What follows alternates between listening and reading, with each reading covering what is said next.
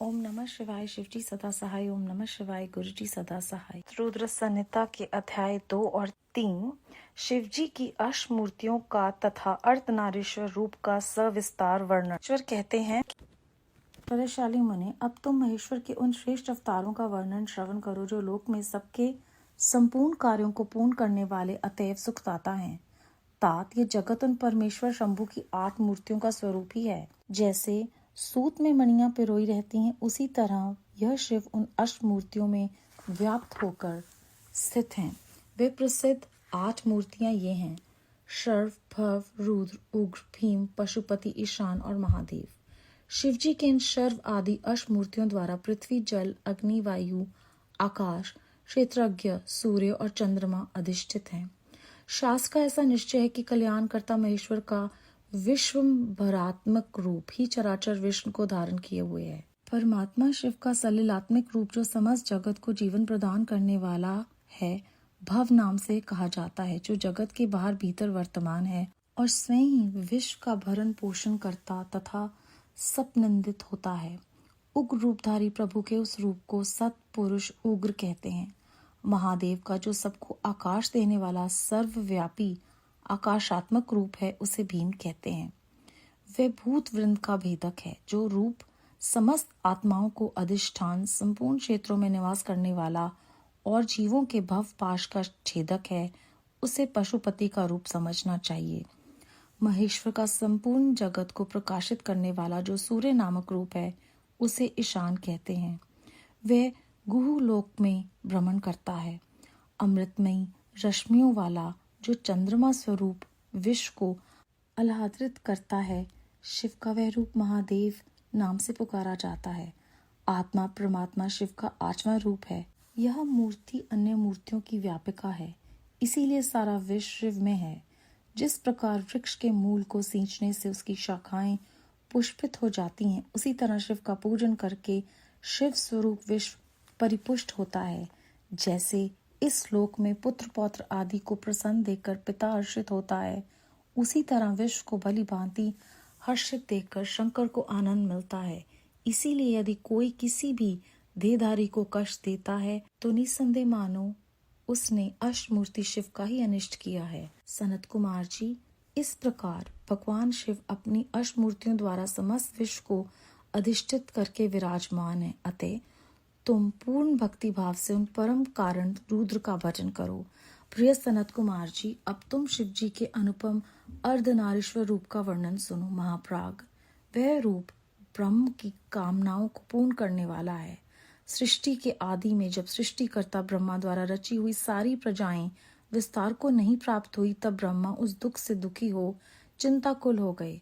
उसी समय आकाशवाणी हुई, ब्राह्मण, अब मैथुनी सृष्टि की रचना करो।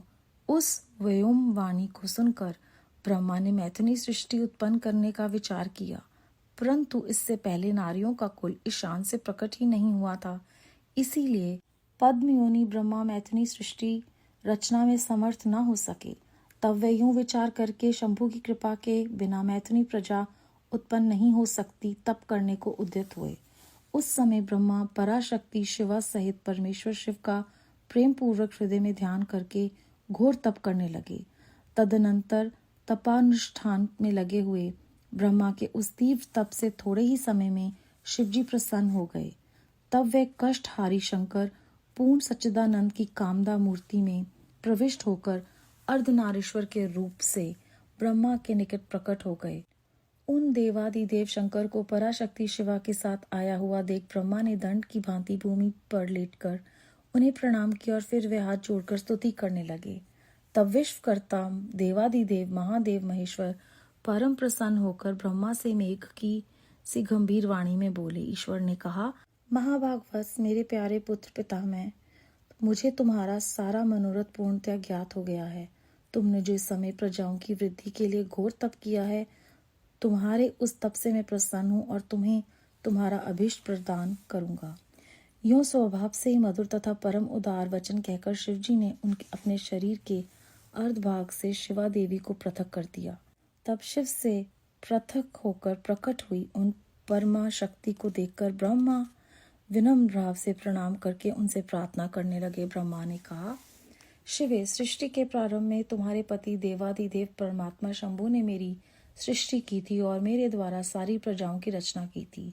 शिवे, तब मैंने देवतादि समस्त प्रजाओं की मानसिक सृष्टि की, परंतु बारंबार रचना करने पर भी उनकी वृद्धि नहीं हो रही है। अतः अब मैं स्त्री पुरुष के समागम से उत्पन्न होने वाली सृष्टि का निर्माण करके अपनी सारी प्रजाओं की वृद्धि करना चाहता हूँ, किंतु अभी तक तुमसे अक्षय नारी कुल का प्रकाट्य नहीं हुआ है।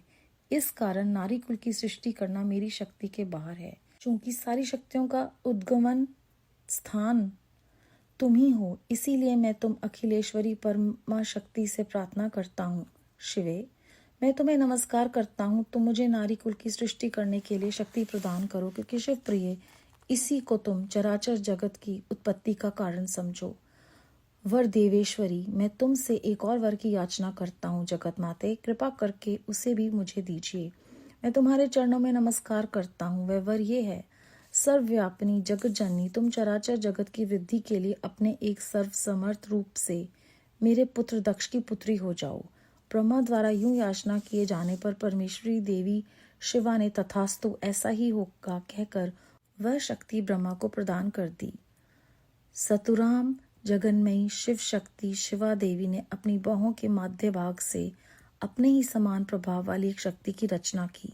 उस शक्ति को देखकर देवश्रेष्ठ भगवान शंकर, जो लीलाकारी, कष्टहारी और कृपा के सागर हैं, हंसते हुए जगदम्बा से बोले। शिवजी ने कहा, देवी परमेश्वरी, ब्रह्मा ने तपस्या द्वारा तुम्हारी आराधना की है, अतः अब तुम उन पर प्रसन्न हो जाओ और उनका सारा मनोरथ पूर्ण करो। तब शिवा देवी ने परमेश्वर शिव की उस आज्ञा को सर झुकाकर ग्रहण किया और ब्रह्मा के कथन अनुसार दक्ष की पुत्री होना स्वीकार कर लिया।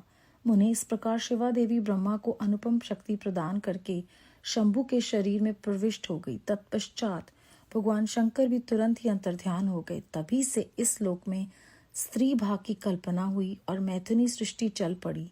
इससे ब्रह्मा को महान आनंद प्राप्त हुआ। तात, इस प्रकार मैंने तुमसे शिवजी के महान अनुपम अर्धनारीश्वर रूप का वर्णन कर दिया। यह सत्पुरुषों के लिए मंगलदायक है। अध्याय 2 और 3 समाप्त। इस अध्याय में हमने जाना कि परमेश्वर शंभु की 8 मूर्तियां जो हैं वो उन्हीं का स्वरूप हैं।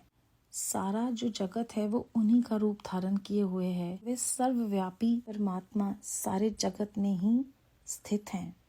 और कहते हैं कि जिस प्रकार हम जानते हैं कि वृक्ष को, मूल को ही हम जब सींचते हैं तो शाखाएं पुष्पित हो जाती हैं, वैसे ही शिव जी का पूजन करने से शिव स्वरूप विश्व परिपुष्ट होता है। कहते हैं कि अगर पुत्र प्रसन्न है या पौत्र प्रसन्न है तो पिता को बहुत खुशी होती है। उसी प्रकार शिव जी को भी बहुत आनंद मिलता है जब वो सारे विश्व को खुश देखते हैं। तो यदि कोई भी देहधारी किसी दूसरे को दुख या कष्ट देता है तो हम शिव जी की ही उन अष्ट मूर्तियों का अनिष्ट करते हैं और उन्हें दुख देते हैं, और ऐसा कर कर हम कभी भी खुद प्रसन्न नहीं हो सकते। उन्होंने उसके बाद हमें इस अध्याय में अर्धनारीश्वर रूप का वर्णन किया है।